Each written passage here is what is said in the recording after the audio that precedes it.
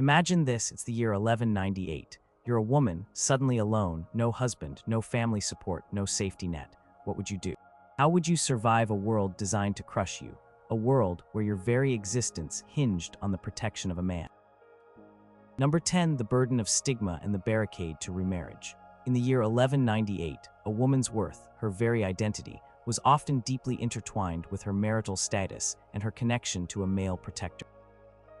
To be an abandoned woman, cast adrift from her husband's household, carried a heavy burden of social stigma, a mark that could feel more suffocating than any physical chain. It wasn't just about losing a provider or a partner. It was about losing your place in society, your good name, and often your hope for a secure future, especially when it came to finding another husband. This societal judgment was a thick, invisible wall, often more formidable than any physical barrier, making it nearly impossible for an abandoned woman to rebuild her life through remarriage. The medieval world was intensely communal and hierarchical. Everyone had a place, a defined role, and a web of relationships that dictated their standing. A woman, particularly, derived her social legitimacy from her father and then her husband. When a husband abandoned his wife, whether he simply vanished, or left her for another, or journeyed away and never returned, the woman was left in a precarious state. She wasn't a widow who carried a certain degree of respect and often inherited some property or rights. She wasn't a maiden, yet to enter the world of marriage. She was something in between, something undefined, something viewed with suspicion. What had she done to provoke her husband's departure? Had she been disobedient, barren, ill-tempered? These were the questions that whispered through medieval villages, even if the husband was entirely to blame. Historical accounts suggest that communities, while sometimes offering temporary charity, were quick to judge deviations from the norm. An abandoned woman became an anomaly, a potential drain on scarce resources, and a source of gossip. Her reputation, the bedrock of her social standing, would be irrevocably damaged. A woman without a clear protector was seen as vulnerable to temptation, both from within herself and from predatory men outside. Her vulnerability, instead of evoking sympathy, often evoked distrust. She might be considered a harlot, or at least someone too easily led astray. This perception was often deeply ingrained in the patriarchal mindset of the time, where a woman's virtue was meticulously guarded, and any perceived breach, even one she had no control over, could tarnish her forever. This damaged reputation was a major stumbling block when it came to remarriage. In 1198, marriage was rarely a matter of romantic love.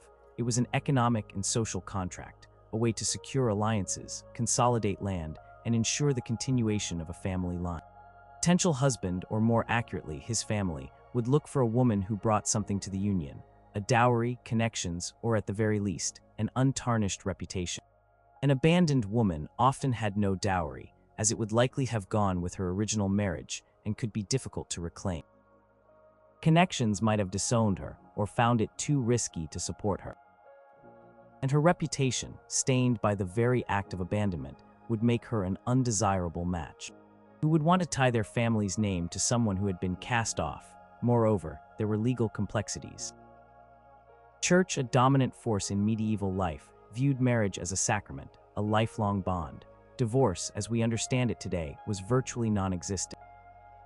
While annulments could sometimes be granted for specific reasons like consanguinity or pre-existing vows, simply being abandoned didn't necessarily dissolve the marriage in the eyes of the church.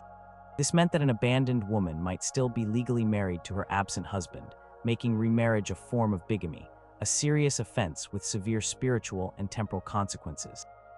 A priest would be reluctant to bless such a union, and any children born from it might be considered illegitimate, carrying their own social burdens. This uncertainty, this lingering shadow of a past marriage, acted as a powerful deterrent for any man contemplating a union with an abandoned woman. Even if she found a man willing to overlook the social stigma and legal ambiguity, his family might vehemently oppose the match. They would see it as a step down, a risk to their own reputation and lineage. Why take on a woman with such baggage when there were other, cleaner, options available?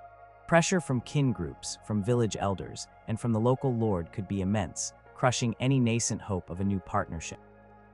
The woman might even be seen as a burden on her potential new family, someone who brought no land, no wealth, and a tainted name. Consider Alara, a woman from a small village in what is now northern France, abandoned by her husband, who simply rode off with a mercenary band and never returned. She had no proof of his death, no letter, just absence. For years, she struggled, raising her young son alone, relying on the tenuous charity of her former neighbor. A local farmer, a kind man who had lost his own wife, once showed interest in her. He saw her resilience, her hard work, but his widowed mother, a stern woman, would not hear of it. "She is a woman without a protector," she would declare. "A woman whose husband deserted her must have sinned. And what if he returns? You would be a bigamist, a sinner in the eyes of God and man. Our family's good name cannot be so sullied." The farmer, despite his feelings, eventually gave in to his mother's demands, leaving Alara once again alone with her struggle. The psychological toll of this stigma was immense. To be constantly judged, suspected, and ostracized chipped away at a woman's self-worth. Fostered a deep sense of isolation, making her feel truly alone in a world that already offered so little support. The hope of remarriage, which for many women in the medieval period was the primary path to security, became a mirage, shimmering tantalizingly, but always out of reach. This barrier wasn't just about finding love or companionship. It was about finding economic stability, a home, and a place within the community, all of which were virtually impossible without a male head of household. The societal expectation that a woman be subservient and protected by a man meant that an abandoned woman existed in a precarious limbo, her very existence a challenge to the established order, and therefore something to be shunned. This silent condemnation was a heavy burden, one that often condemned her to a life of perpetual hardship, loneliness, and vulnerability. The societal perception of her abandonment was often more damaging than the abandonment itself, stripping away her dignity and her chances of future security. Number 9, the legal helplessness and lack of protection. Imagine living in a world where your very existence as an independent entity was practically invisible to the law. In 1198, for an abandoned woman, this wasn't a hypothetical thought experiment, it was her stark reality. The legal systems of the High Middle Ages were overwhelmingly patriarchal, designed to regulate relationships between men, or between men and their property, which often included women. A woman's legal standing was almost entirely derivative. She was the daughter of a father, then the wife of a husband. When that crucial link to a male protector was severed by abandonment, she plummeted into a legal void, stripped of rights, remedies, and any meaningful protection. This legal helplessness wasn't just an abstract concept. It was a daily vulnerability that impacted every aspect of her survival, from property rights to personal safety. Consider the bedrock of medieval legal systems, land and inheritance. In most feudal societies, land was owned by men and passed down through male lines. While a wife might have a dower right, the right to use a portion of her husband's land after his death to support herself, this right typically only activated upon his confirmed demise. An abandoned woman's husband was not dead, he was merely absent. This ambiguity created a nightmare. She could not inherit his land, for he still lived. She could not sell it, for it was not hers to sell. She could not even manage it effectively, as legal actions concerning property required a male representative. Her husband's male relatives decided to seize his lands, claiming abandonment as a pretext. She would have little to no legal recourse. She couldn't easily sue them in the manorial court, which was presided over by the lord or his bailiff, and usually favored the established male order. Without a male to speak for her, to represent her interests, her claims would likely be dismissed or ignored. Beyond land, other forms of property were equally precarious. Her husband's movable goods, tools, livestock, or even household possessions might be taken by his family, or even by her own if they sought to distance themselves from her tainted status. Proving ownership was incredibly difficult without written documentation, which was rare and mostly held by men, or without the backing of a husband. Even her personal belongings might be viewed as part of her husband's estate, not truly hers. The law, in essence, saw her as an appendage, and once the main body was gone, the appendage had no independent claim. Protection from violence was another dire concern. In the medieval world, personal safety was often maintained through family ties and community pressure, backed by the authority of a male head of household. A husband was expected to protect his wife, a lord, his tenants. An abandoned woman had neither of these protections in full measure. If she was assaulted, robbed, or even sexually violated, her avenues for justice were severely limited. She couldn't easily bring a complaint to a local court without a male kin to support her. Testimony might be viewed with skepticism, especially given the prevailing attitudes towards abandoned women. Who would speak for her? Who would risk their own standing to defend a woman who was already, by virtue of her abandonment, on the fringes of acceptable society? The local lord, who was the ultimate arbiter of justice in his domain, might view her case as a nuisance, or worse, as an opportunity for exploitation. Without a husband to protect her, she became an easy target for unscrupulous men, knowing that their actions would likely go unpunished. The legal system also offered no remedy for the abandonment itself. There was no concept of alimony or child support from an absent husband. A woman could not petition a court to force her husband to return, nor could she seek financial compensation for his desertion. The act of abandonment, while devastating for the woman, was not generally considered a criminal offense in the same way theft or assault might be. The legal burden was on the woman to prove her status or claim, often without the necessary legal representation or social standing. This lack of legal accountability for the abandoning husband left the woman completely adrift, without any mechanism to reclaim her former life or secure a new one. Consider the case of Agnes, a woman from a small manor in what is now England. Her husband, Thomas, a blacksmith, simply disappeared one day, leaving her with 2 small children and a small, neglected plot of land. Thomas's elder brother, a man of some local influence, quickly moved to claim Thomas's tools and a portion of the land, asserting that Agnes, as an abandoned wife, had no right to them. Agnes bravely tried to appeal to the manor lord, explaining her plight and her need to feed her children. The lord, a gruff man focused on the smooth operation of his estate, listened impatiently. "Woman," he declared, "where is your husband? He is the head of your household. Until he returns or is proven dead, these matters are his. You are his wife, not the owner of this land." He sided with the brother, leaving Agnes with virtually nothing. Children starved, and she resorted to begging and occasional labor in the fields, always under the watchful, judgmental eyes of her neighbors.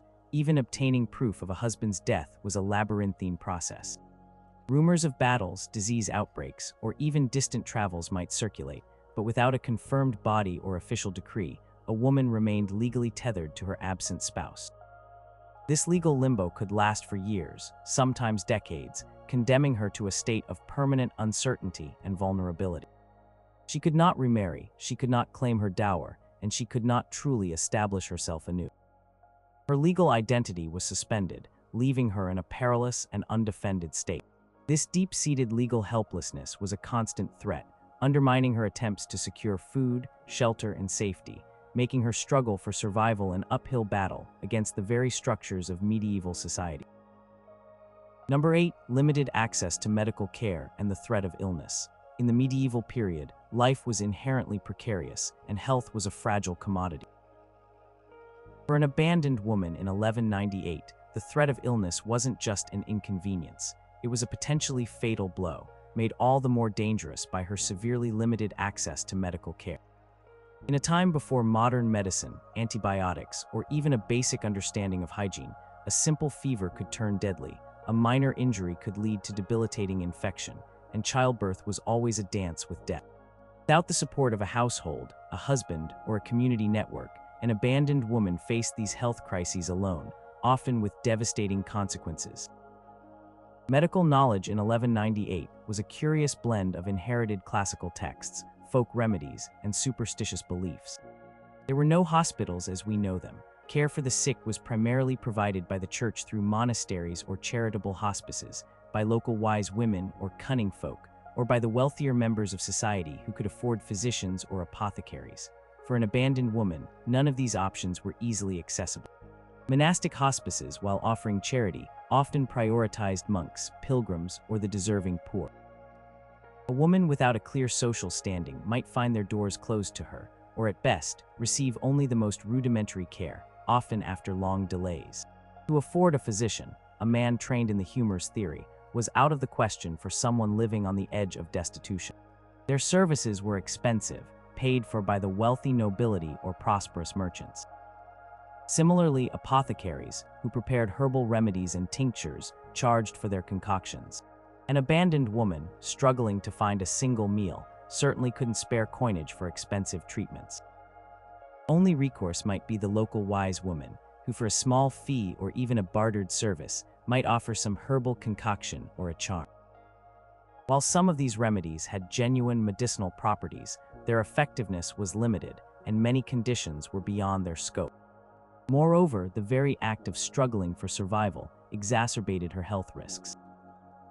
Constant malnutrition, a reality for most abandoned women, weakened the immune system, making her more susceptible to disease. Exposure to the elements due to lack of proper shelter led to respiratory illnesses, frostbite, and other ailments. Hard physical labor, often the only kind of work available, could lead to injuries, strains, and chronic pain, none of which she could afford to treat or rest from. Physical reserves would be constantly depleted, leaving her with little resilience against the inevitable onslaught of illness. Consider the challenge of childbirth. For a woman abandoned while pregnant or with young children, the risk was immense. Childbirth in the Middle Ages was dangerous even in the best of circumstances, with high rates of maternal and infant mortality. A woman in labor needed assistance, typically from a midwife, and a warm, clean place to birth. She needed food and rest afterward to recover. An abandoned woman might have none of this. She might be forced to give birth in a ditch, a stable, or some other makeshift shelter, alone or with minimal help from a compassionate stranger. Chances of complications, infection, or death for both mother and child would skyrocket. And even if she survived, the recovery period was often a luxury she couldn't afford, forcing her back into grueling labor before her body had healed. Imagine Isabella, a woman in her late 20s, abandoned by her husband when she was in the early stages of a pregnancy. She spent her days walking from village to village, begging for scraps of food, her belly slowly growing. When the pains of labor began, she was in a small, deserted barn on the outskirts of a hostile community. Alone, she struggled through the agony, eventually giving birth to a small, frail infant. There was no midwife to assist, no clean water, no warm blankets. She tore herself internally during the birth, and an infection quickly set in. Her body, already weakened by hunger and exhaustion, couldn't fight it off. Within days, she was consumed by fever, shivering uncontrollably. Her cries were faint, unheard by anyone who cared. The infant, too weak and unprotected, did not last long without a mother's constant care. Isabella's struggle ended not by a direct act of violence, but by the relentless, invisible hand of disease, exacerbated by the systemic neglect she faced as an abandoned woman. Beyond acute illnesses, there were chronic conditions. Poor eyesight from working in dim light, aching joints from damp cold, persistent coughs from smoky hovels, and digestive issues from poor diet were common. These ailments chipped away at her ability to work, creating a vicious cycle of declining health and decreasing earning potential. Mental health, while not understood as a medical condition then, would also suffer. Constant stress, loneliness, and fear would manifest as depression, anxiety, and despair, further weakening her spirit and her capacity to cope. There were no counselors, no mental health support systems. She was left to battle these inner demons on her own, often leading to a complete surrender to apathy or worse. The lack of medical care was not merely an absence of treatment. It was a testament to her utter isolation and the dehumanizing conditions that left her stripped of the most basic human dignity, the right to care for her own body when it failed her. Number 7. Economic destitution and the lack of meaningful work. In 1198, the medieval economy was predominantly agrarian, built on the labor of peasants tied to the land and the skilled work of artisans in towns. For an abandoned woman, this meant confronting an immediate and overwhelming reality: economic destitution. Her livelihood, once tied to her husband's household and his land or trade, vanished.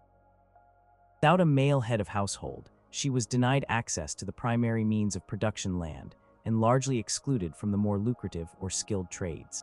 This left her with precious few options, none of which offered any real security or a path out of grinding poverty.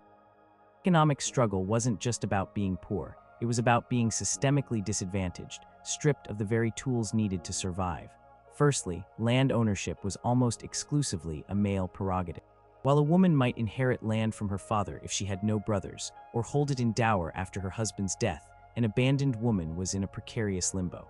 Her husband was not dead, merely absent. She could not legally claim his land, nor could she cultivate it effectively if it was already allocated to her husband, who was technically still alive. Even if she had some small plot, she often lacked the necessary tools, seeds, or knowledge to work it independently, as such resources were usually provided by the male head of the household or the lord. She might try to lease or rent land, but without resources or a male guarantor, she would be seen as a high risk. This meant that the most fundamental source of sustenance and wealth in medieval society, agriculture, was largely inaccessible to her as an independent agent. Secondly, skilled trades were heavily regulated by guilds, which were almost entirely male-dominated. While women sometimes participated in the family business, spinning, weaving, brewing, or working alongside their husbands in shops, they were rarely, if ever, recognized as masters in their own right, and certainly not if they were unattached. An abandoned woman could not simply set up shop as a baker or a carpenter. She lacked the training, the capital, and the guild membership that would grant her permission to practice. Even if she possessed a skill, she could only work under the patronage of a male master, who might be reluctant to hire her due to her social standing or lack of male protection. So what options were left? Primarily the most grueling, lowest paying, and least respected forms of labor. She might become an agricultural day laborer, working in the fields for meager wages, often barely enough to feed herself for that day. This work was physically demanding, exposed her to the elements, and was seasonal, meaning periods of unemployment. Gleaning, collecting leftover grain after the harvest, was another desperate measure, offering only a temporary reprieve from hunger. She might take on domestic service in a wealthier household, working as a laundress, cleaner, or servant. While this might offer a roof over her head and regular meals, it came at the cost of her freedom, often under the strict control of a mistress, and sometimes exposed her to exploitation or abuse. Pay was minimal, offering no chance to save or improve her circumstances. Another common, albeit perilous, option was prostitution. Faced with absolute starvation, lacking any other means to survive, some abandoned women were forced into this desperate path. While it offered a quick, albeit dangerous, way to earn money, it came with immense social stigma, legal peril, and significant health risks in an era without effective treatments for disease. This was not a choice made out of freedom, but out of the most extreme coercion of circumstances. It was a trade-off of dignity and safety for immediate survival, a brutal testament to the lack of other viable economic avenues. Consider the story of Marjorie, a young woman from a market town in what is now modern-day Germany.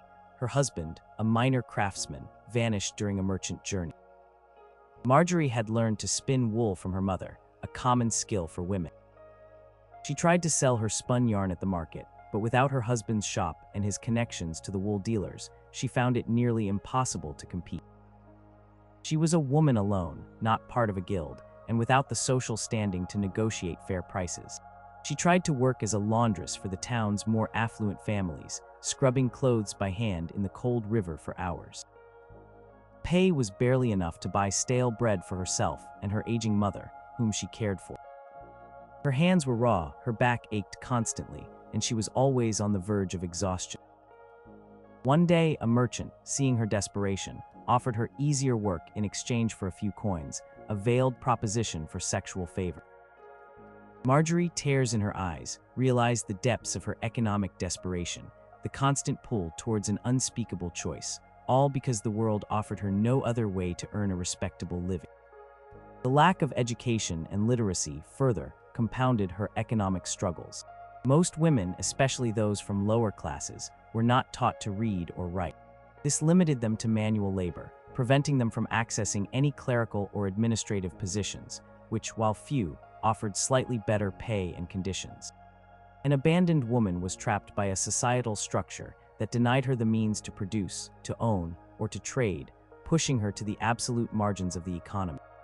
Her very existence was reduced to a hand-to-mouth struggle, her life a constant, harrowing negotiation with hunger and cold, a relentless testament to the brutal economic realities faced by those who fell outside the protective bounds of medieval patriarchy.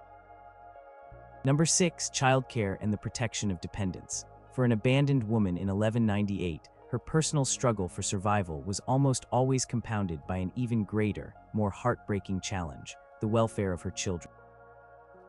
In an era where infant and child mortality rates were tragically high, and where a child's survival was intrinsically linked to the stability and resources of a household, an abandoned mother faced an unimaginable burden.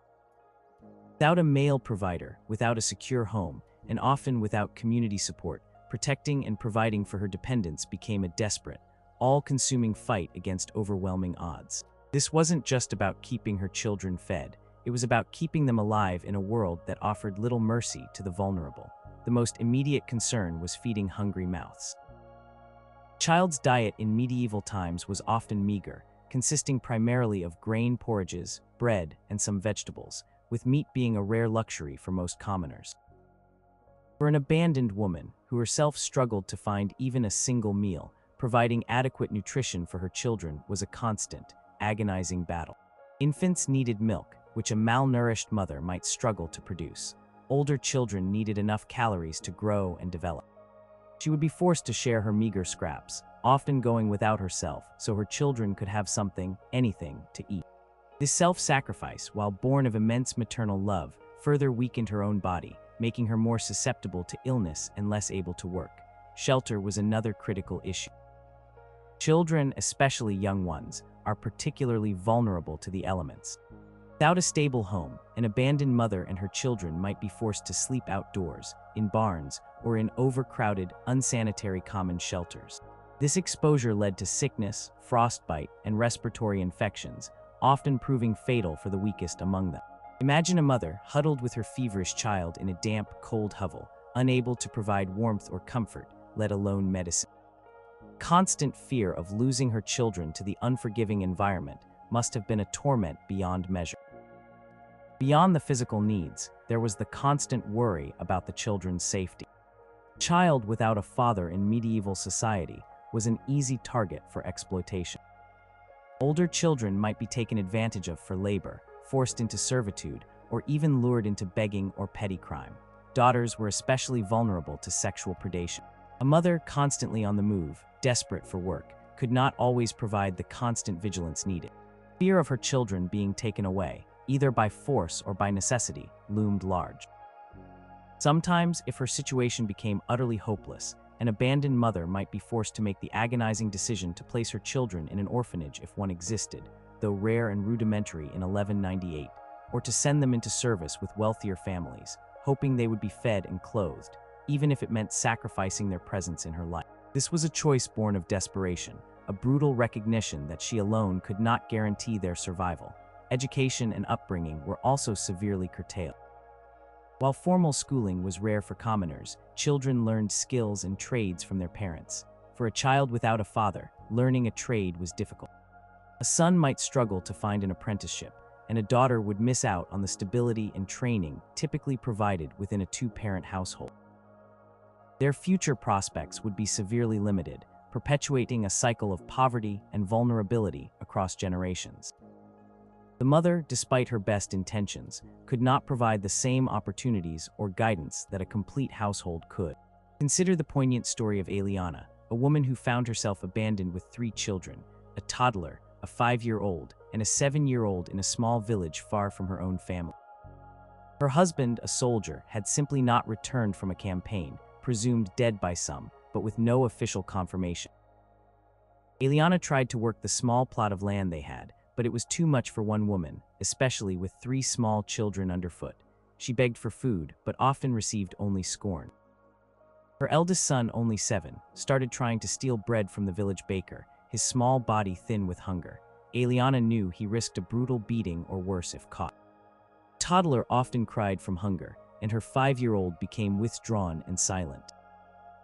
One bitter winter, with no fuel for a fire and no food, the youngest child, already weakened by malnutrition, fell ill with a fever.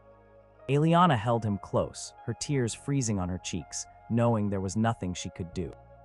The child passed away in her arms, a direct casualty of the brutal reality of her abandonment and inability to provide adequate care. The psychological burden of seeing her children suffer, of being unable to protect them, was immense.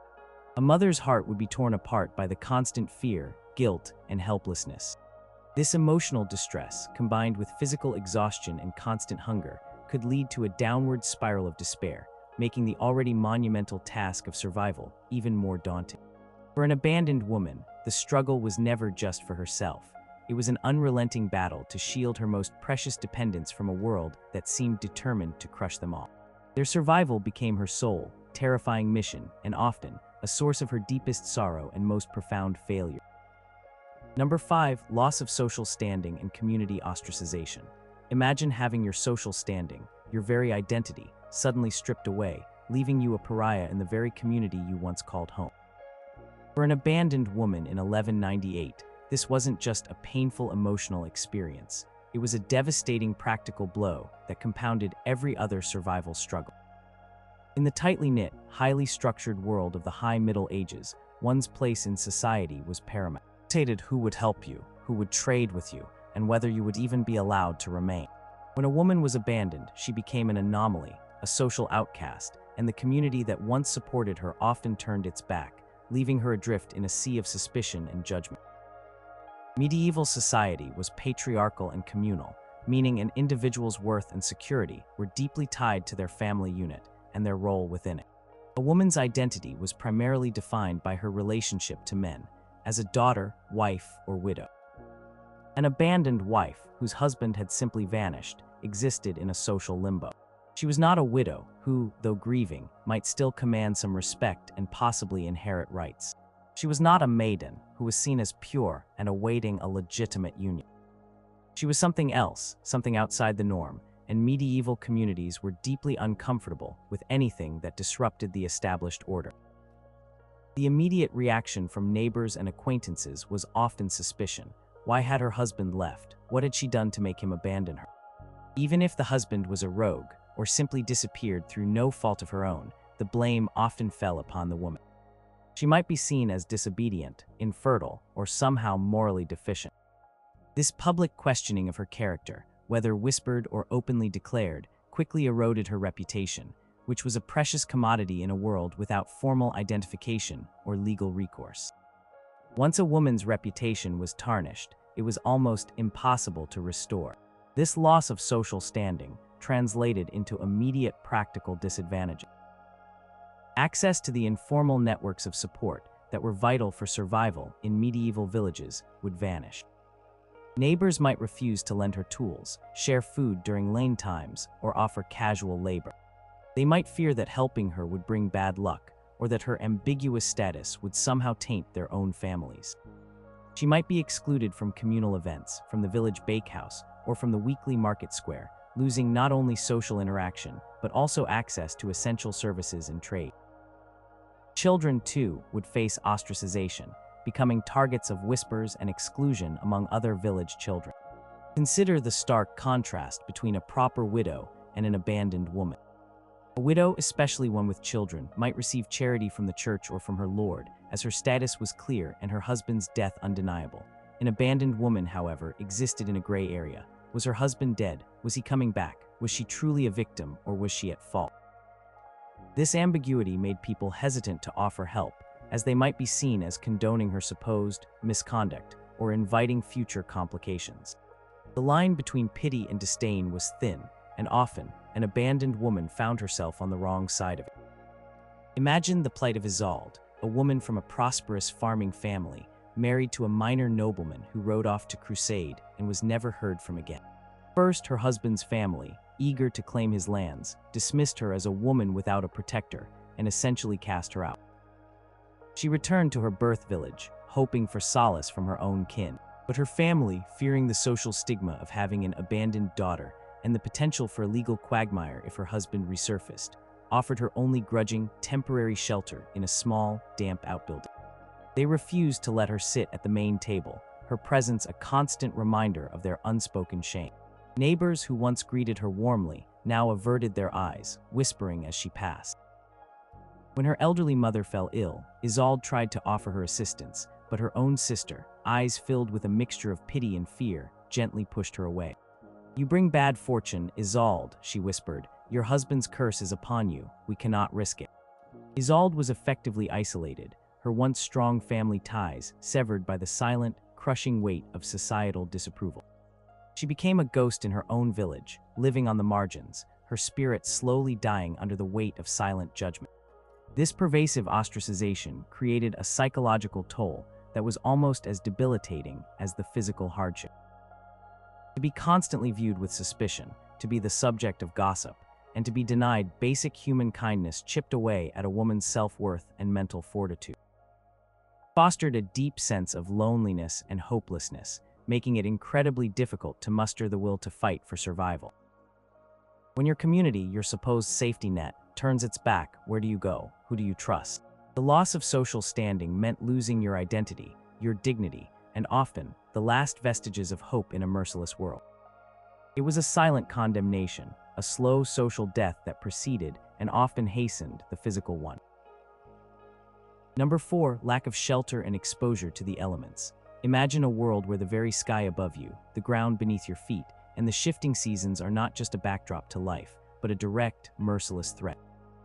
For an abandoned woman in 1198, the lack of secure shelter was a brutal, existential struggle, exposing her to the unforgiving elements and the dangers that lurked in the darkness. A roof over one's head was not a luxury, it was the foundation of survival, offering protection from rain, snow, biting winds, and the chilling cold of medieval winters. Without it, she was left utterly vulnerable, her life a constant battle against nature's raw power. In medieval society, a dwelling was typically part of a family household, often tied to a specific plot of land or a workshop within a village or town. When a woman was abandoned, she lost her place within this established structure.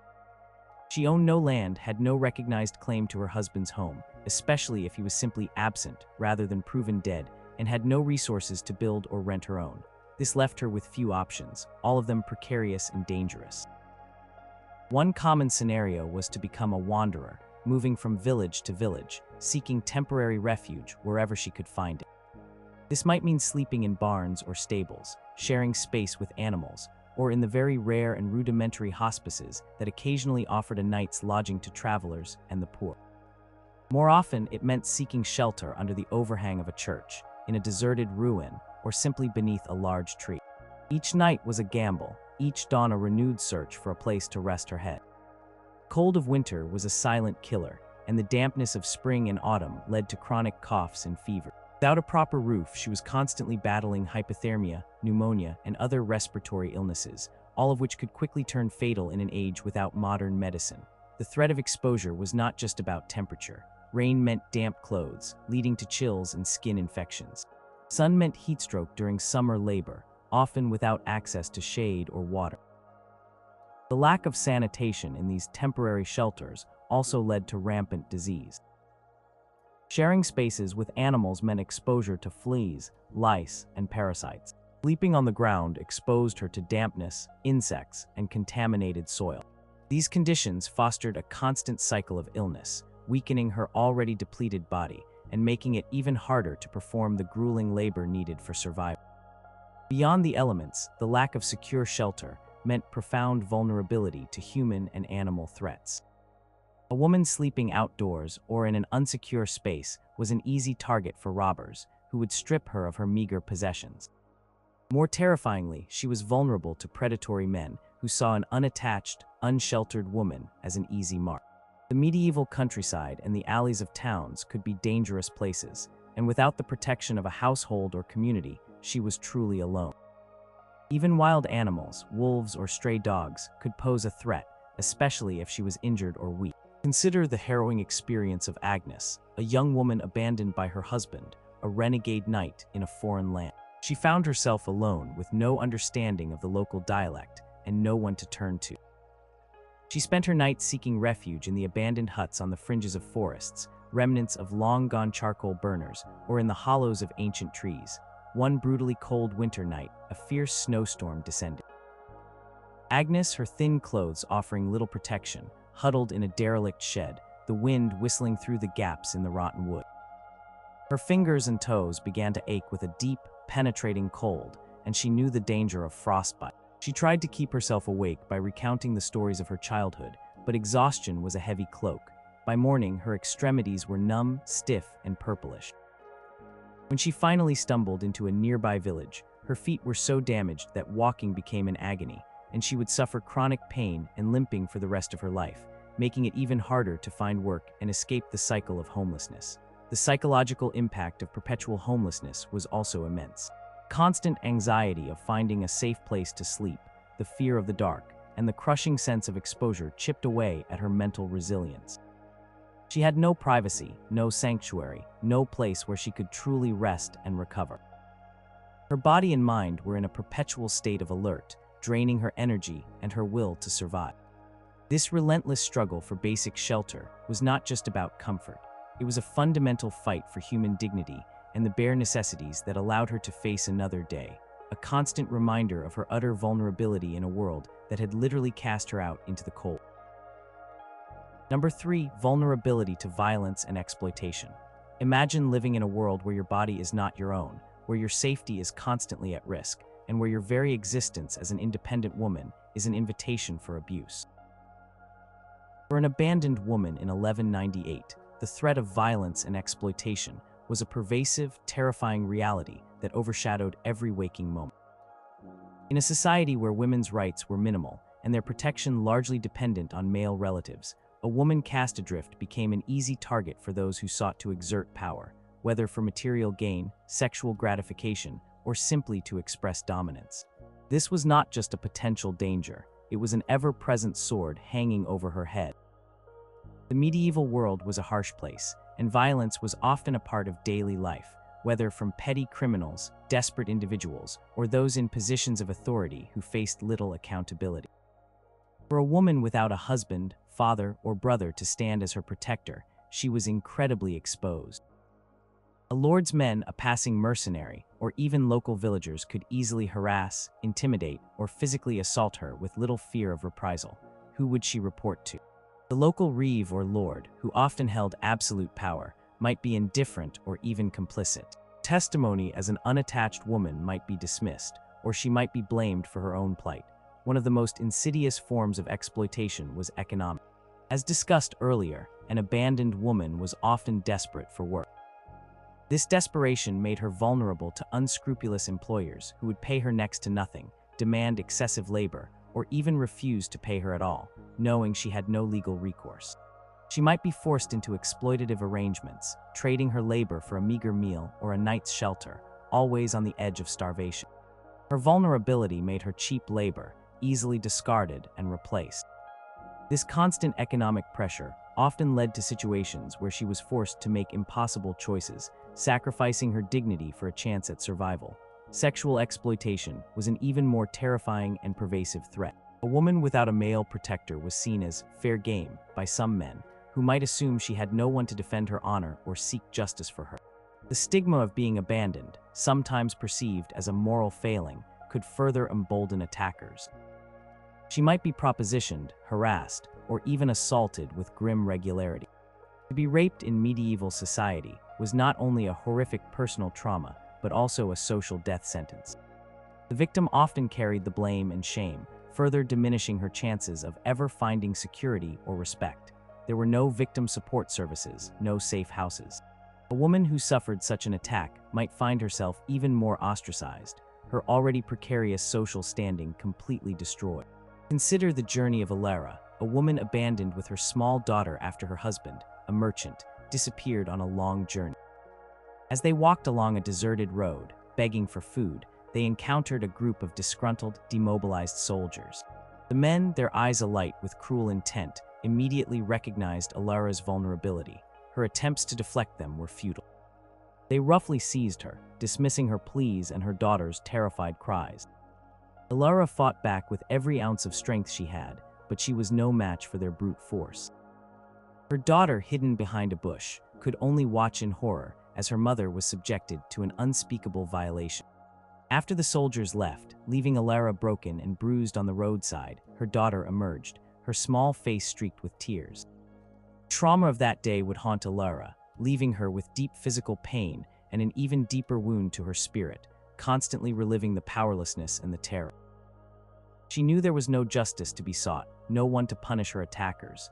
She simply had to endure, carrying her pain in silence. Furthermore, there was the danger of being forced into prostitution. For many abandoned women, faced with the stark choice between starvation and selling their bodies, this was the ultimate, horrifying consequence of their destitution.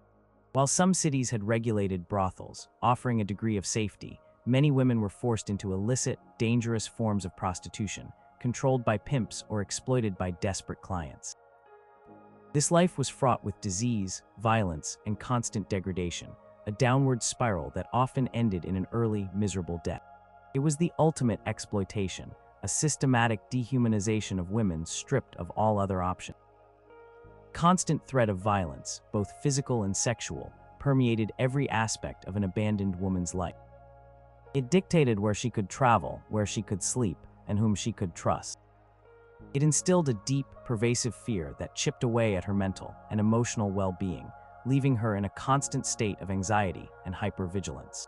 Her existence was a perpetual act of self-preservation against a world that saw her as an object, a resource to be exploited, rather than a human being deserving of safety and dignity. This relentless vulnerability was a constant reminder of her utter defenselessness in a brutal, unforgiving era.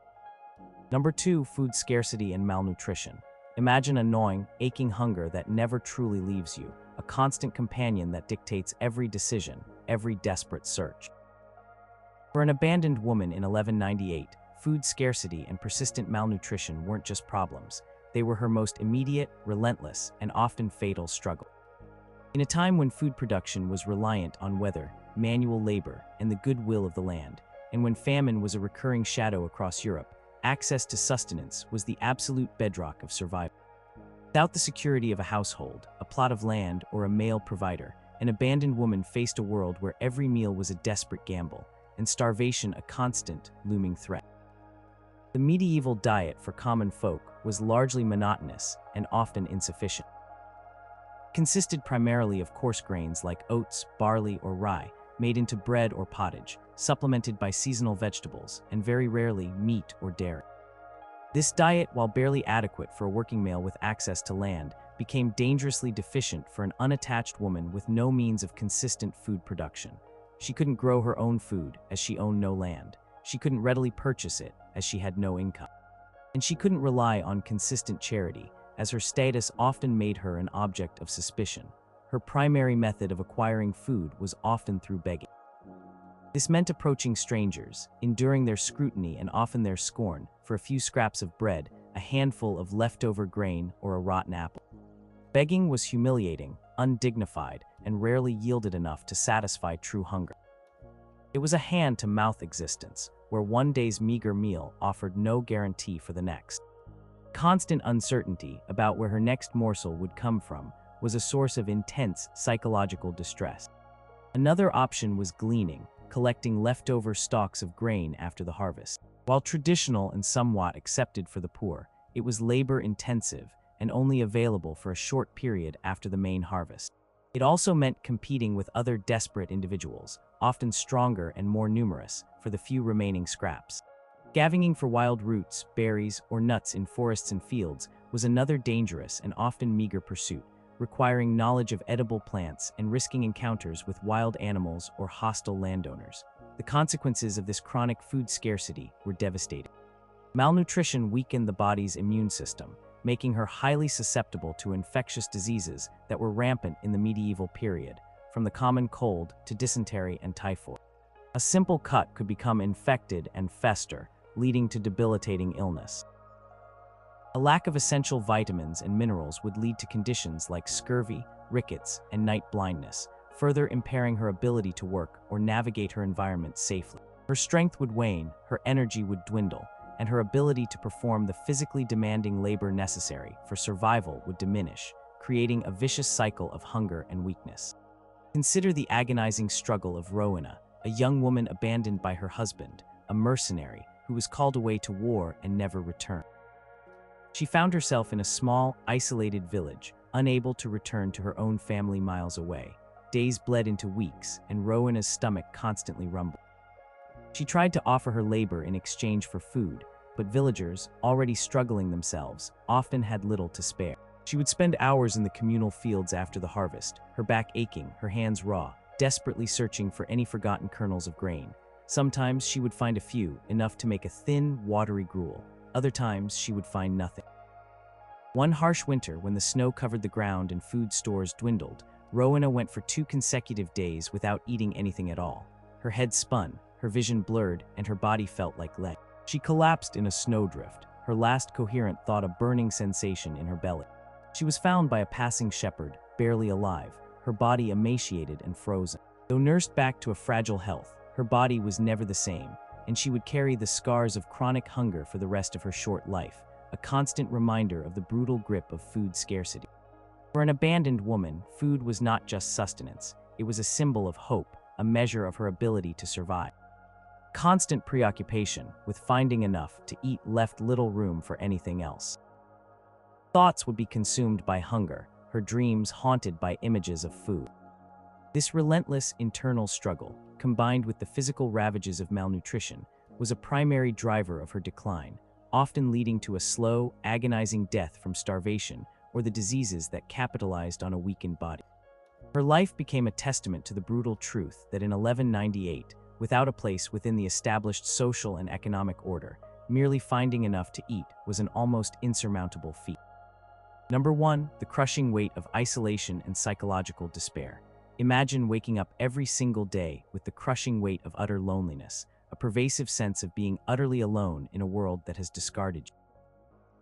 For an abandoned woman in 1198, beyond the immediate physical threats of starvation, exposure, and violence, lay perhaps the most insidious and relentless struggle of all, the psychological despair born of profound isolation. In an era where communal bonds were the very essence of human existence, being cast out from these networks meant an emotional and mental torment that could be as debilitating, and ultimately as fatal, as any physical hardship. This wasn't just sadness, it was a deep, soul-shattering void that eroded the will to live. Medieval society was built on intricate webs of relationships: family, village, manor, church, guild. These networks provided not only practical support, food, shelter, protection, labor, but also identity, belonging, and emotional sustenance. They were the source of conversation, shared laughter, communal grief, and mutual aid. For a woman whose status was so deeply tied to her family unit, losing her husband meant losing her anchor in this complex social structure. She was severed from her marital household, often shunned by her husband's family, and sometimes even viewed with suspicion or outright rejection by her own kin who feared the stigma. This created an unparalleled sense of isolation. She had no one to share her burdens with, no one to offer comfort, no one to even simply talk to about her fears. Casual kindnesses of daily life, a friendly greeting, a shared meal, a moment of gossip by the well would dry up. She would become a pariah, whispered about, avoided, seen as a threat to the established order rather than a person in distress. This constant emotional rejection was a slow, agonizing torture. Imagine walking through a bustling market, surrounded by people, yet feeling utterly invisible, a ghost in her own life, with no one to offer even a fleeting glance of human connection. The mental burden of this isolation was immense. It fostered deep-seated feelings of worthlessness and shame. Why had her husband left? Had she somehow failed? Even if she knew logically it was his fault, the pervasive societal judgment would make her question her own value. This self-blame, combined with the constant fear for her own safety and the desperate search for survival, would lead to profound anxiety and depression. There were no therapists, no support groups, no understanding of mental health issues. She was left to battle these inner demons completely alone, with no outlet for her anguish. Constant worry about her children, if she had them, further compounded this despair. To see them hungry, cold, or vulnerable, and to feel utterly helpless to protect them, would inflict an unbearable emotional toll. The guilt of potential failure, the agony of witnessing their suffering, would be a constant, soul-crushing weight, driving her deeper into a pit of hopelessness. The sheer effort of trying to survive, coupled with the absence of any emotional relief, would be exhausting, often leading to a complete surrender to apathy and despair. Consider the tragic story of Lysandra, a woman known for her bright spirit and quick wit in her small coastal village.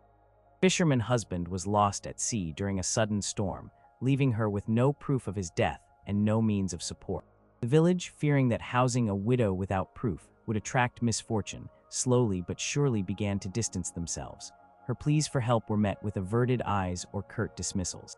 She tried to maintain her cheerful demeanor, but the constant rejection, the silent judgment, gnawed at her. Nights were the worst, filled with crushing silence and the chilling sounds of the wind, each gust a reminder of her solitary existence. She would lie awake, staring at the unseen ceiling, reliving her husband's last smile, the warmth of his hand, and the chilling realization that she was utterly alone in the world. Her once vibrant spirit began to dim, her laughter replaced by quiet sighs. One day, her voice, once so clear and full of life, became a whisper, then ceased almost entirely. She moved through her days like a shadow, her eyes hollow, her spirit broken. She eventually died not from hunger or a specific disease, but from a profound weariness of the soul, a surrender to the relentless, suffocating weight of isolation and despair. Her body simply gave out, unable to sustain a life that had lost all meaning and connection. This psychological torment was a silent killer, slowly eroding a woman's will to fight. Without hope, without human connection, without the shared burden that makes hardship bearable, the physical struggles became even more impossible to overcome. Ultimate survival struggle for an abandoned woman in 1198 was not just about finding food or shelter. It was about battling the insidious darkness that threatened to extinguish her spirit, turning her into an empty shell long before her body finally gave way.